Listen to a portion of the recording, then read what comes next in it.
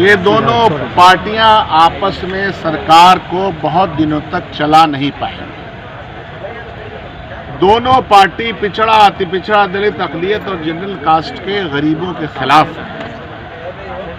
क्योंकि आज मुख्यमंत्री के 2 बयान देने के बावजूद टाइमिंग को लेकर के आज फिर उप मुख्यमंत्री श्री सम्राट चौधरी को उठना पड़ा और कहा कि 12:30 बजे हमारी मीटिंग है, इसका हम कर लेंगे। तो आप समझ रहे हैं ये कितनी बड़ी बात है कि दोनों पार्टी की सरकार बैड गवर्नेंस की प्रकाष्ठा पे एक दूसरे के प्रति असम्मान है, एक दूसरे के प्रति सरफुटौल है।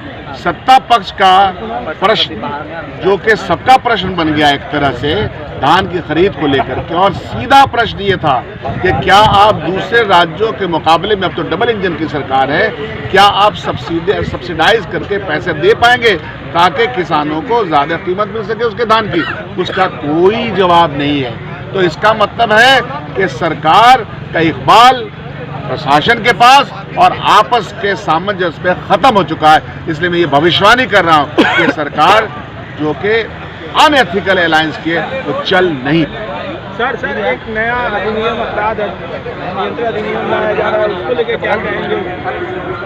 अपराध पे कंट्रोल हो, अपराधी नहीं कर पाए उनको सजा मिले, ये एक आइडियल व्यू के पक्ष में सभी लोग हैं।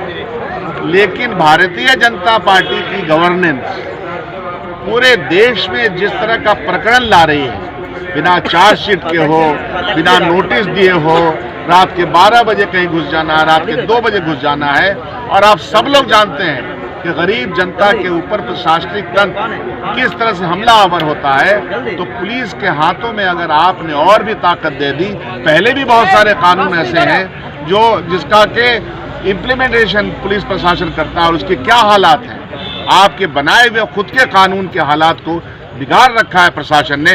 तो आपको क्या लगता है कि इस इशू को भी वो बिगाड़ेंगे? नहीं, इसका इस्तेमाल विपक्ष के खिलाफ अगर इस्तेमाल होगा, जो कि हो रहा है, एप्रीहेंशन यही है।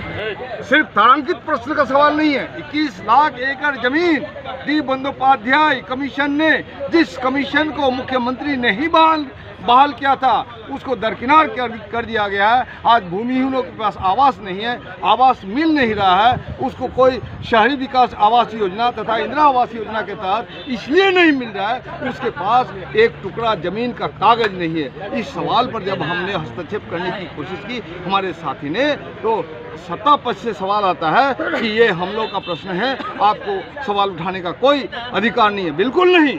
सदन में जो कोई भी एक सवाल उठता है वो सवाल सदन की संपत्ति है। उस सदन की संपत्ति में कारगर हस्तक्षेप करने का हमारा नैतिक अधिकार है। हम तमाशा नहीं देख सकते हैं। तमाशाबीन बने हुए नीतीश कुमार का जो समर्पण है आरएसएस भाजपा के पास, ये हम लोग देख नहीं सकते हैं। इसलिए हम लोगों ने जोरदार ढंग से विरोध किया कि सदन कारगर ढंग से चले, सदन में अराजकता नहीं होगी।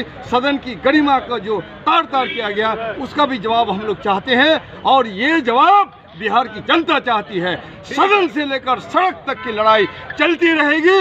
बिहार भाजपा के पास बंधक नहीं रहेगा, आरएसएस का एजेंडा लागू नहीं होने दिया जाएगा। ये तात्कालिक जो मुख्यमंत्री ने यहाँ आरएसएस का एजेंडा लागू करने की प्रक्रिया शुरू कर दी है, लोकतंत्र की हत्या करनी शुरू कर दी है। आपने देखा कि 2-2 विधायक, 5-5 विधायक सत्ता पक्ष में चले गए। विपक्ष के विधायकों का उनकी सदस्यता रद्द क्यों नहीं हुई? मुख्यमंत्री को जवाब देना होगा। हम लोग जवाब मांगते हैं और बिहार की जनता जवाब मांगती है।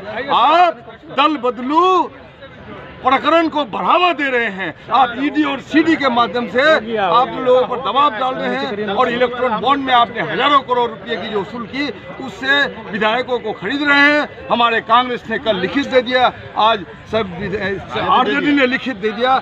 उन 5 विधायक की सदस्यता अविलंब रद्द हो, और रद्द नहीं कर रहे हैं आप, तो आपको दल बदलू का बढ़ावा